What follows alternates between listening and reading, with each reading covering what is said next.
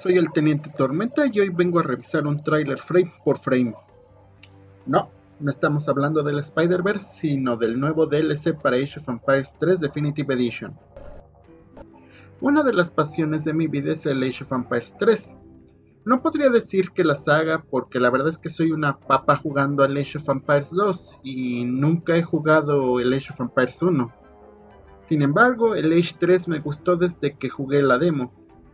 No voy a ahondar en las razones por las que prefiero este título. Solo dejaremos que me parece divertido de jugar. Como la basura nacionalista que soy, cuando dijeron que iba a haber México en Age of Empires, me volví loco.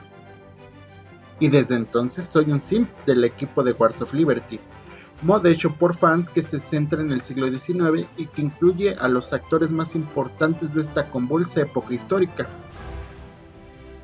Y hoy, una década después de la creación de Wars of Liberty, Microsoft decidió alargar la vida de la edición definitiva de Age 3, lanzando oficialmente la civilización mexicana para esta versión del juego.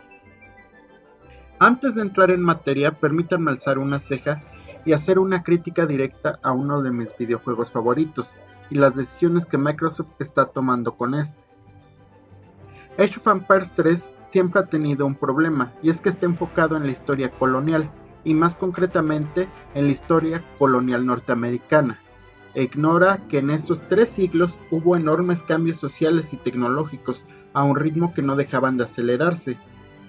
Problema que se volvió aún peor cuando en la expansión de Warships quisieron explorar el mito del oeste yankee, y agréganle el concepto de usar versiones caricaturizadas pero reconocibles para el público yankee de las distintas culturas, y tienes resultados ridículos como arqueros largos ingleses peleando contra piqueros españoles, mientras sendas fábricas a vapor trabajan en el fondo y los fusiles de aguja prusianos se ceban con los Oprichniki de Iván el Terrible. Por lo menos la insistencia en abordar el mito norteamericano hacían que la conclusión lógica de la narrativa fuera la opción de revolucionarse, mecánica que ponía a todas las civilizaciones en más o menos el mismo nivel tecnológico.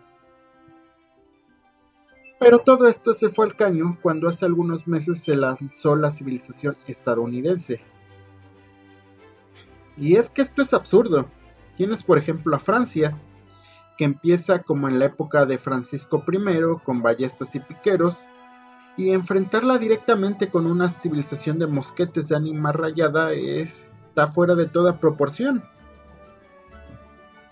No puedo hablar demasiado sobre si existe un desbalance tan grande a nivel de gameplay, porque no he jugado mucho con los estadounidenses.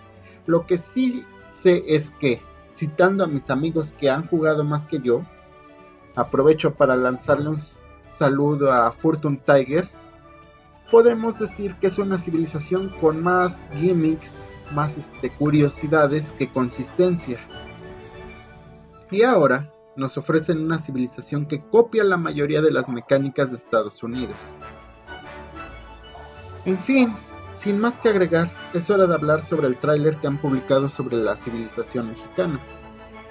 Lo haremos conforme vayan mostrando las cosas en el video, para no complicarnos demasiado. Empecemos con una sacudida, una embarrada así en tu cara de tula de parte del departamento artístico de Microsoft. El Zócalo, que parece ser la pantalla de Metrópolis para México, es simplemente precioso.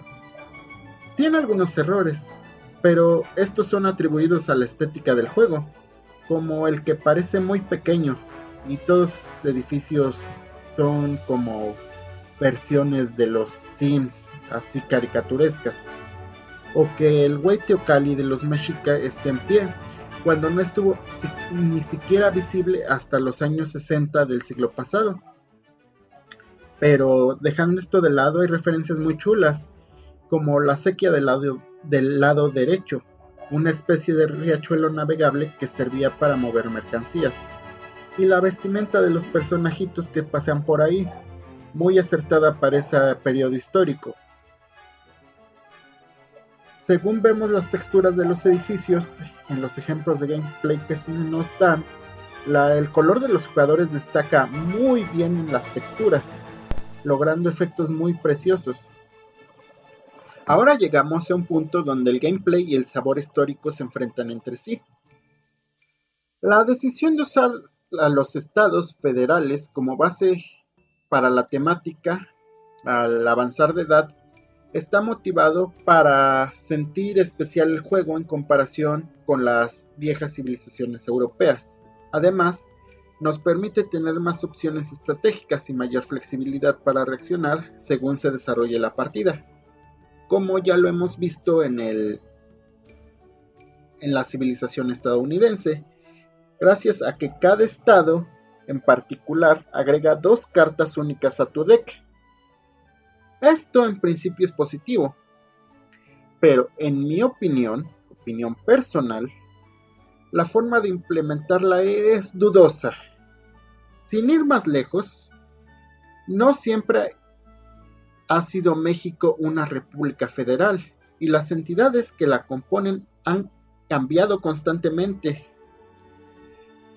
Como sería de esperarse, estas divisiones territoriales no tienen que ver demasiado con las diferencias reales entre la cultura local, y más bien están basadas en caprichos y cálculos políticos. Por ejemplo, Aguascalientes nació de la mano de Santana para poner un freno al poder local del gobernador de Zacatecas, y estuvo a punto de suceder lo mismo con Tehuantepec, que casi divide al estado de Oaxaca de no ser por la revolución de Ayutla. El estado de Guerrero nace como la Intendencia de Tecpan, una división del Estado de México donde el general José María Morelos podía instalar un gobierno insurgente local lejos de la intervención de las tropas realistas. Y algo muy parecido pasó con los estados de Morelos e Hidalgo, creados durante la intervención militar francesa para poder organizar de un modo más eficiente la resistencia civil y los esfuerzos militares de la República. Estos 2 estados también se separaron del territorio original del Estado de México. Este antiguo Estado de México era el heredero de la corona de la Nueva España, que basaba su legitimidad en heredar el imperio azteca. Y estos nunca les preguntaron a los ñañú, matlacincas o ñusabi cómo se sentían con su dominio. Y adicionalmente a esto, nunca abarcó los territorios más allá del estado de Zacatecas. Y todo el territorio que está al norte de este lugar se une históricamente con el territorio mexicano a partir de la época colonial, como las coronas de Nueva Vizcaya y Nuevo León, que se pasarían a convertir en estados como Chihuahua, Sonora, Coahuila, y que muy lentamente, conforme se fue desarrollando el periodo del Primer Imperio y de la temprana República, se fueron subdividiendo.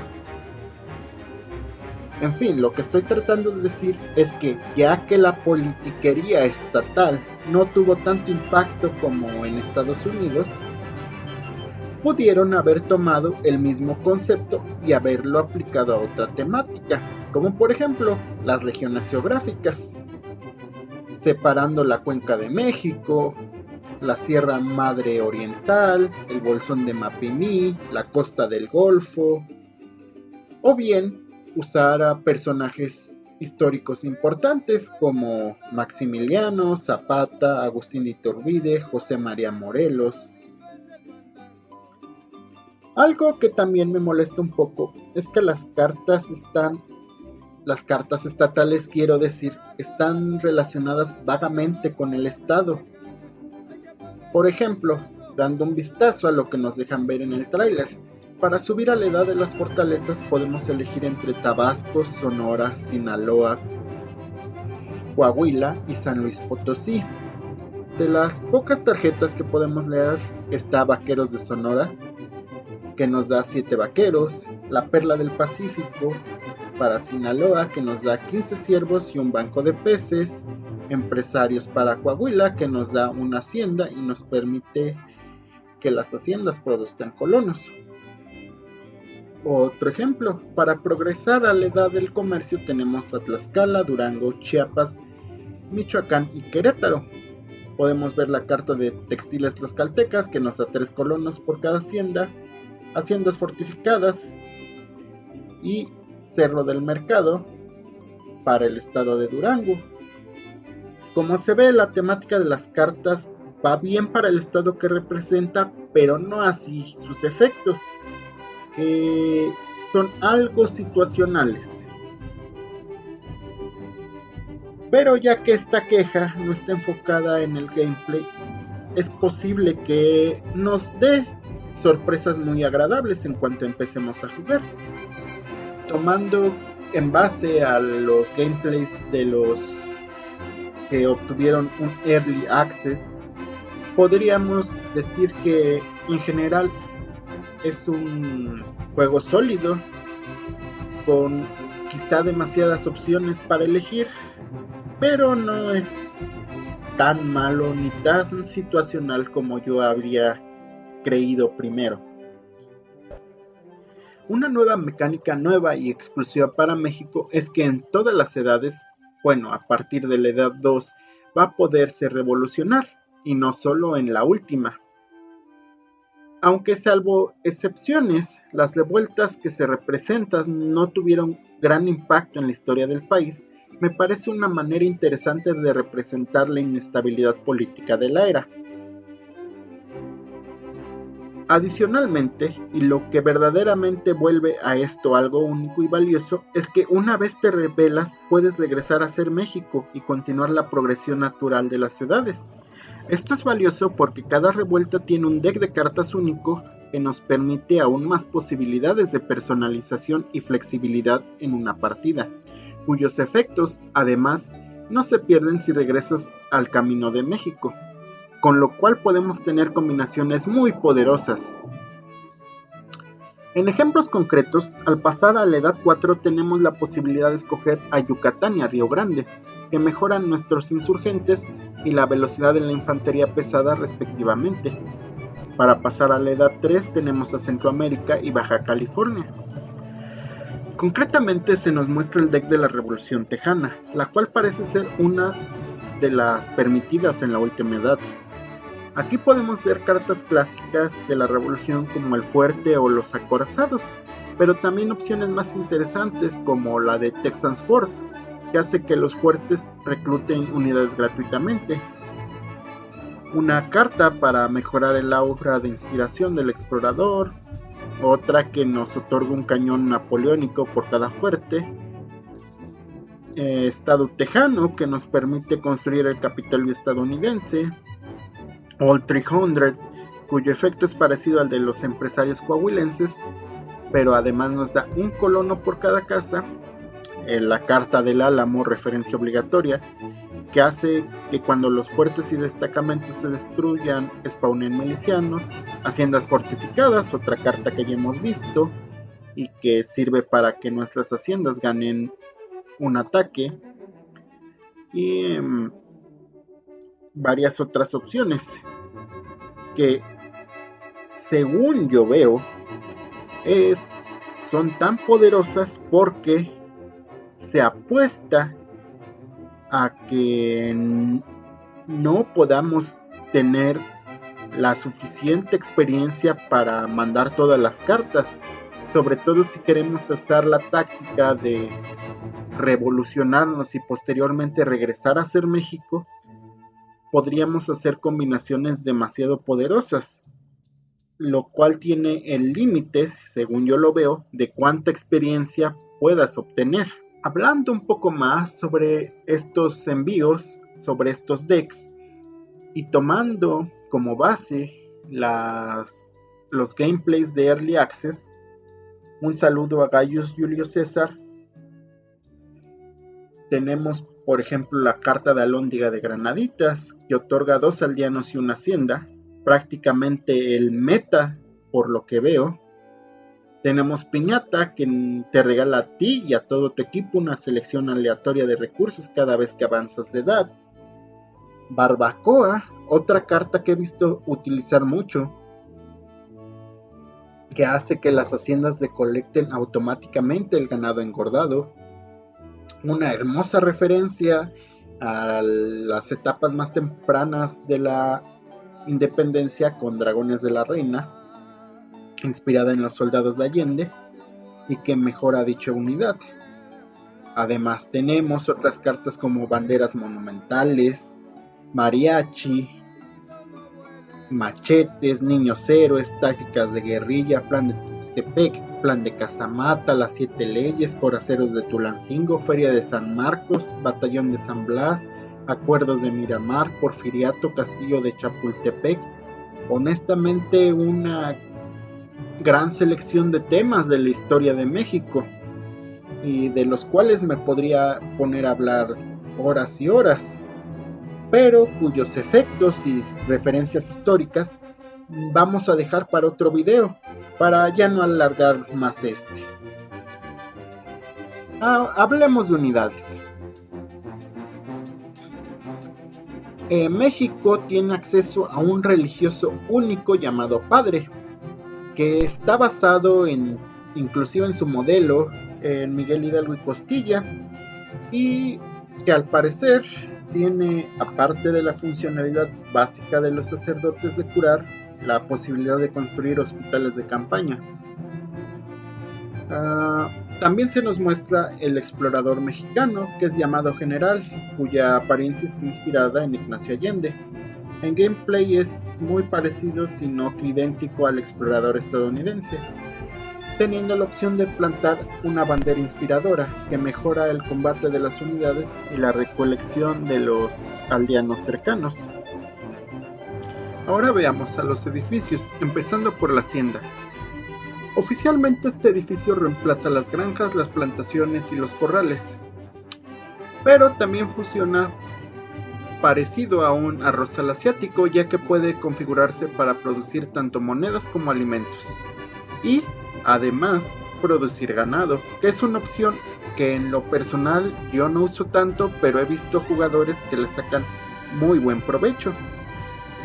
Un detalle que se aprecia en los gameplays es que solo con existir la hacienda produce recursos, parecido a la fábrica, sin necesidad de asignarle un aldeano. Y sí, aumenta su productividad si la asignamos aldeanos, al parecer hasta 10, lo cual lo hace un edificio muy poderoso y una inversión que, aunque cara, tenemos la opción de hacer desde edad 1, y sí o sí dará resultados, y entre más temprano se construya, mayores beneficios le traerá al jugador. Otra tarea que puede desempeñar es proteger a los colonos en el interior, y puede ser mejorada para diversas tareas como producir unidades militares, o producir más colonos, o ganar un ataque. Esto principalmente a través de cartas. Y abordándolo desde la historicidad, yo creo que esto es un gran acierto. La hacienda es un elemento de la cultura mexicana que solo hasta la segunda mitad del siglo XX dejó de ser central en la vida social. Desde la conquista hispana del Imperio Mexica, el sistema de encomiendas, que son la, entre comillas, recompensa de los conquistadores para los propios conquistadores y sus aliados indígenas, significó que el trabajo masivo de los indígenas y habitantes se estructurara alrededor de las empresas particulares de la nobleza hispana y de la nueva nobleza indígena. Este fenómeno se aceleró con el sistema de reducciones que la corona hispana implementó para intentar controlar los territorios que no se habían encontrado previamente en la órbita de los imperios precolombinos. Estas grandes extensiones de terreno en la lejanía, como la Patagonia, el sur de Chile o el septentrión mexicano. Las reducciones, para explicarlo un poco, ordenaban que los pueblos nómadas se concentraran alrededor de misiones religiosas, que en su mayoría de los casos también funcionaban como encomiendas, incluyendo el uso de trabajo esclavo para la producción de algún producto agrícola. Así pues, para el periodo independiente, la Iglesia era el principal propietario de tierras en México, tanto para su beneficio personal como siendo depositario de los derechos de pueblos que usaban la tierra en un régimen comunal. Con la reforma, de la mano de los liberales mexicanos, estas tierras pasaron a manos privadas y muchas veces extranjeras, y solo extendieron aún más la tierra que concentraban, haciendo que en la práctica la vida social de millones de personas giraran alrededor de las decisiones particulares de ciertas familias de empresarios que en la mayoría de los casos usaban prácticas mañosas para impedir que sus trabajadores pudieran aspirar a otro empleo distinto. Empecemos, para ir un poco más a fondo, a ver cómo eran las prácticas, los regímenes de trabajo en estas haciendas. Los peones de hacienda vivían en un edificio llamado casco, o bien en una serie de pueblos construidos en los terrenos de la hacienda, y trabajaban bajo un régimen o bien de trabajo asalariado, cambiando directamente días de trabajo por un sueldo fijo, o en el sistema de medieros, donde un peón trabajaba cierta medida de terreno y después de cierto periodo la mitad del producto se le quedaba a la hacienda y la otra mitad la podía disponer él como lo deseara, lo cual es, por cierto, prácticamente el mismo régimen de trabajo de la Europa medieval, del famoso feudalismo. La práctica más mañosa es que, además de tener sueldos bajos, se cobraban servicios que supuestamente la hacienda suministraba, como la vivienda, haciendo que los sueldos se disminuyeran aún más. Y debido a la falta de pequeños comercios, la hacienda también desempeñaba lo que vendría siendo la venta de commodities para el uso general de quienes ahí trabajaban, a precios demasiado altos, lo que se conoce como la tienda de raya. Esta tienda de raya hacía que los peones se endeudaran para satisfacer necesidades básicas y por lo tanto tuvieran que seguir trabajando para poder cubrir su deuda. Y como no podían gastar en otro lugar, ya que prácticamente vivían en la hacienda y eran los únicos negocios que había en el lugar, los negocios pertenecientes a dicha hacienda, entonces vivían siempre endeudados y siempre con la necesidad de trabajar para la misma compañía. No sé si esto les suene de algún lado.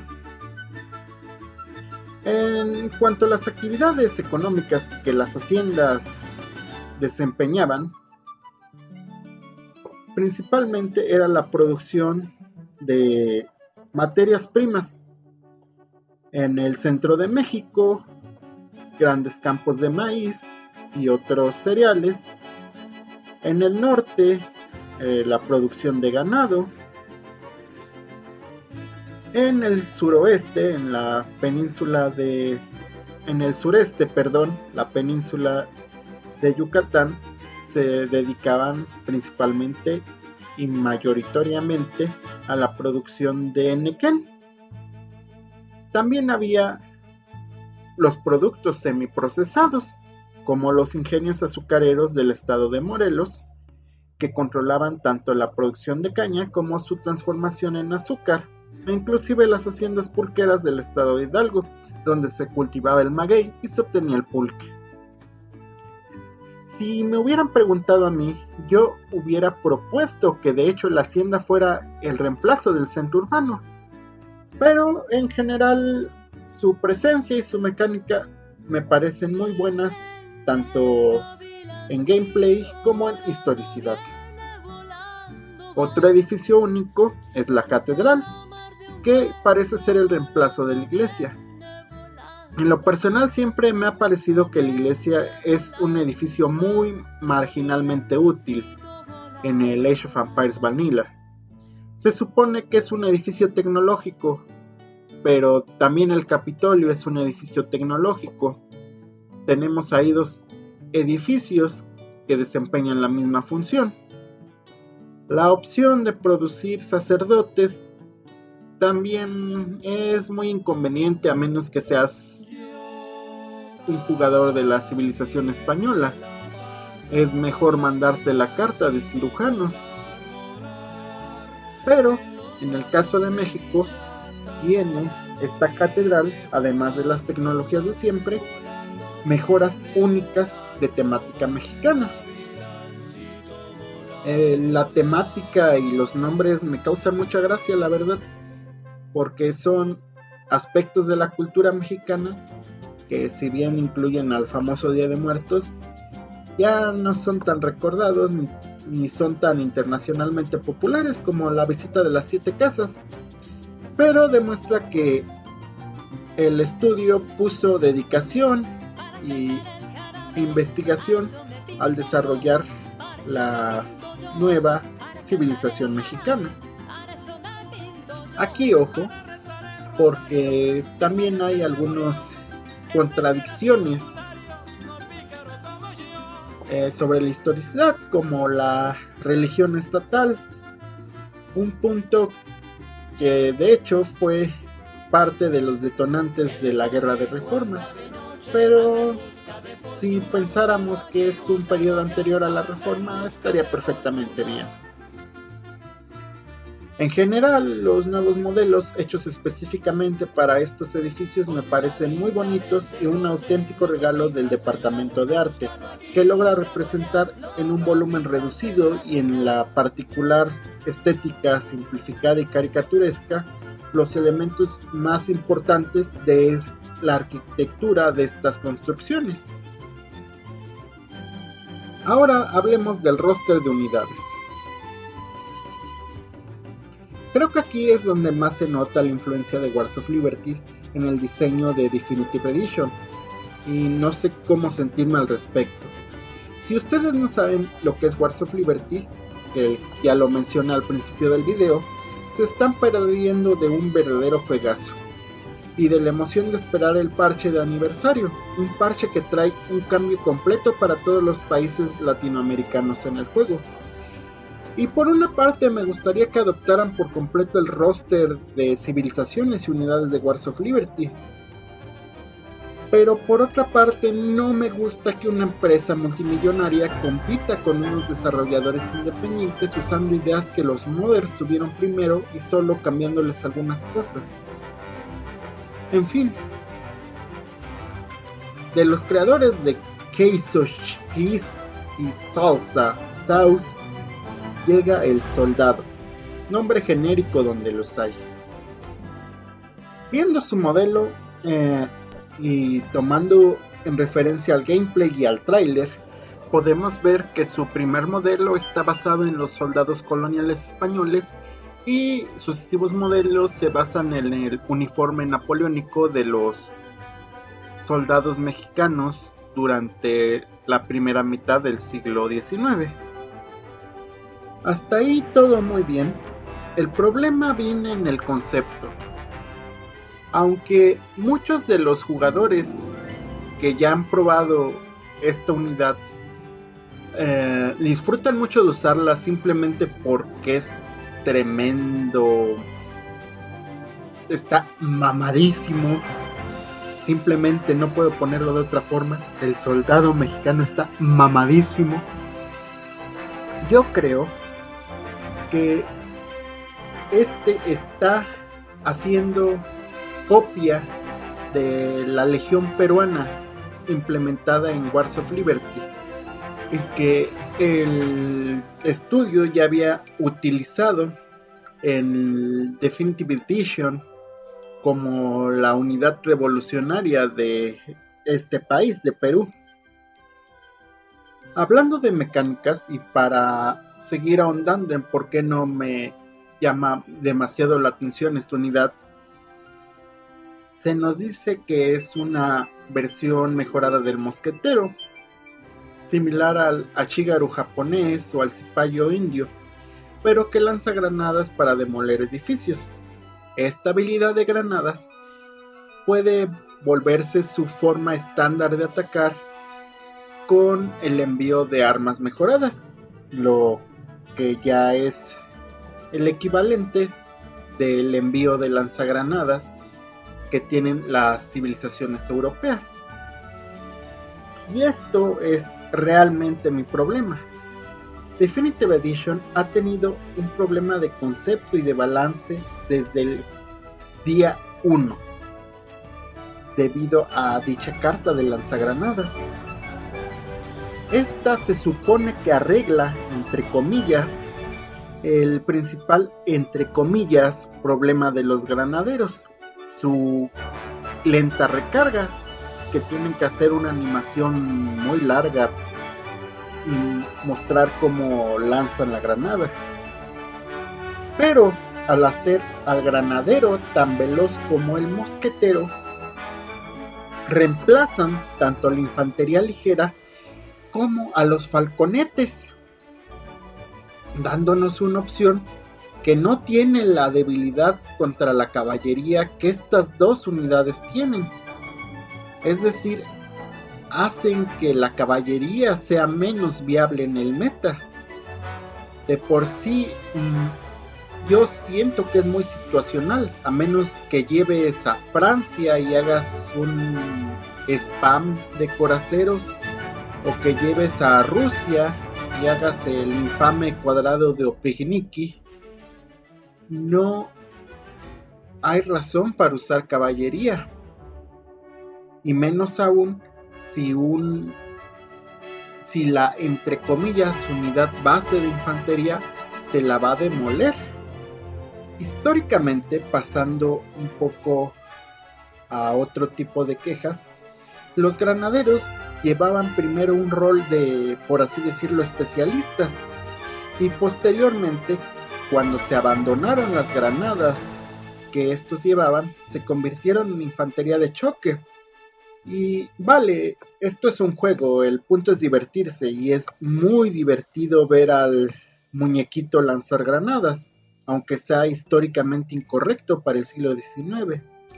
Pero hay que tomar en cuenta que estas granadas en principio dejaron de utilizarse porque eran muy poco fiables. Manejar explosivos, y sobre todo en un ambiente estresante como es un campo de batalla, es peligroso. Y si a este peligro de que nos explote en nuestras propias manos la bomba, agregamos la posibilidad de que no explote en absoluto, algo que llegaba a suceder. Y a esto le agregamos la poca fiabilidad de otro aparato como fue el lanzagranadas del siglo XVIII, que si bien suena muy moderno, una buena idea en primera instancia, tanto que Pedro I de Rusia, Pedro el Grande, llegó a experimentar, dándole a todos sus granaderos un aparato de estos. El hecho es que la mayoría de las veces simplemente no funcionaban en batalla. Y sí, ya lo he dicho, esto es un juego, no debes de ser históricamente correcto al 100%. Vámonos más por la ruta divertida de ver al muñequito lanzando explosivos a lo loco. Pero si tenemos esta falta de historicidad y además esta rotura del gameplay, creo que no es una muy buena decisión. Una opción más interesante, pasando a otra cosa, es el salteador, una infantería ligera especializada en niebla de guerra. Definitive Edition ha sido un parteaguas en implementar mecánicas que los jugadores siempre quisimos que estuvieran en Age of Empires 3, como interacciones especiales entre unidades y el mapa, recursos naturales o la niebla de guerra. Actualmente la civilización que mejor saca partida de esta niebla son los incas, ya que pueden plantar fortalezas prácticamente invisibles hasta que te las topas de narices. los salteadores van a poder ver a través de esta niebla de guerra y hacerse a sí mismos indetectables para emboscar al enemigo. Y algo que habíamos estado esperando mucho tiempo llega con la mano de estos amigos, y es que finalmente la infantería ligera va a reinar en los bosques. Históricamente unidades como los voltigueos o escaramuzadores se desarrollaron porque la infantería convencional no podía operar en el terreno quebrado y boscoso, y era muy difícil utilizar las tácticas de línea convencionales de la época. Y era decepcionante que Age of Empires 3, siendo heredero de Age of Empires 2, un juego que nos dio los bonus por altura, no implementara esta mecánica en sus numerosas unidades de infantería ligera. Por ejemplo, ya nos hemos topado con los edificios suecos, que interactúan directamente con los recursos naturales, recolectando automáticamente las minas, cazando automáticamente los rebaños, e inclusive talando automáticamente los bosques. Y ahora este tipo de mecánicas llegan por fin a nuestras unidades. El insurgente, por otro lado, es otro caso de ideas tomadas de Wars of Liberty, en este caso teniendo como base a dos unidades: el machetero, unidad común para toda Latinoamérica, y el insurgente mexicano. Del primero toma su habilidad contra la caballería, y del segundo la facilidad de conseguir los recursos para producirlo. Pero no todo es malo. Un aspecto positivo de esta versión es el que esté armado con toda clase de instrumentos de labranza, haciéndolo más fiel a su contraparte histórica. También tendremos al chinaco, una caballería lancera muy representativa de la historia mexicana. A estas unidades únicas hay que agregarle una selección de mercenarios única para México, entre los que se encuentran el cuatrero, un pistolero montado y también con la capacidad de lazar, el bandido, que es como una versión mercenaria del granadero que lanza bombas de dinamita, y el desesperado,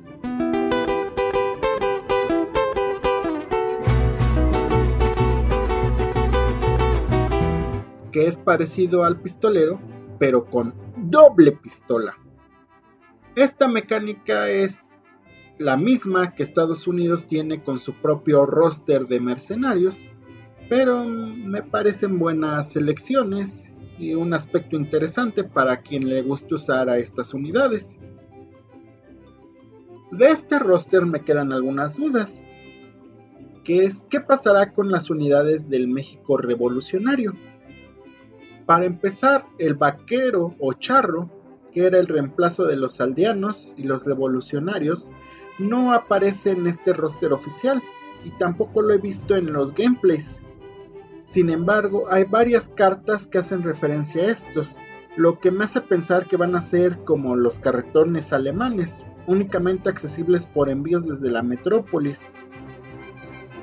O quizá se nos estén guardando para el lanzamiento final como una especie de caballería especializada.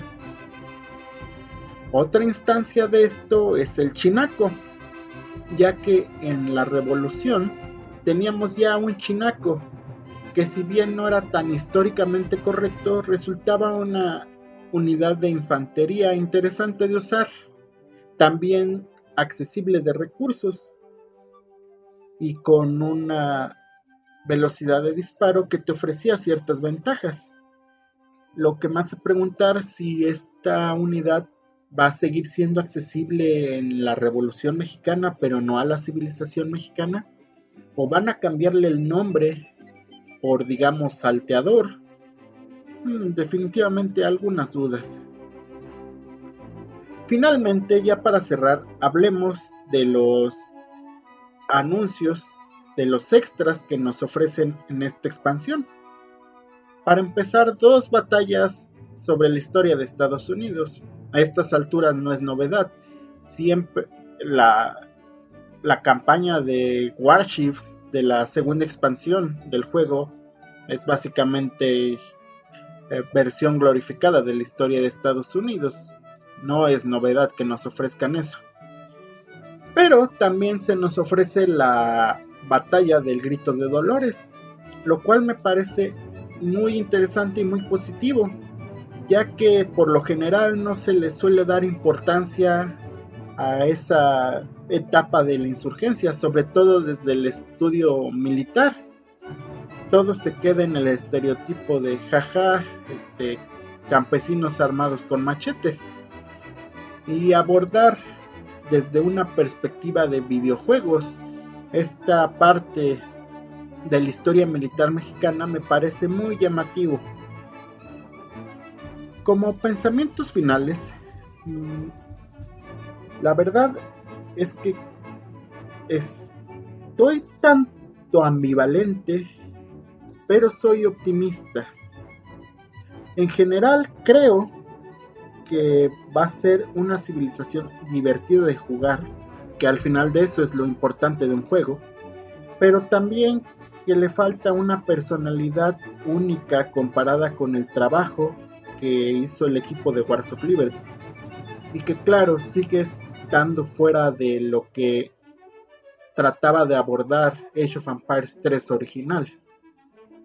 En este sentido, mejor hubieran lanzado un Age of Empires 4 centrado en el llamado largo siglo XIX, desde la Revolución Francesa hasta la Primera Guerra Mundial, y habría quedado perfecto. Pero esos no son cosas que a nosotros como simples jugadores nos toque decidir. Hasta entonces, espero que una vez el equipo de Wars of Liberty lance el parche latinoamericano podamos comprar dos versiones muy divertidas e históricamente apegadas al juego.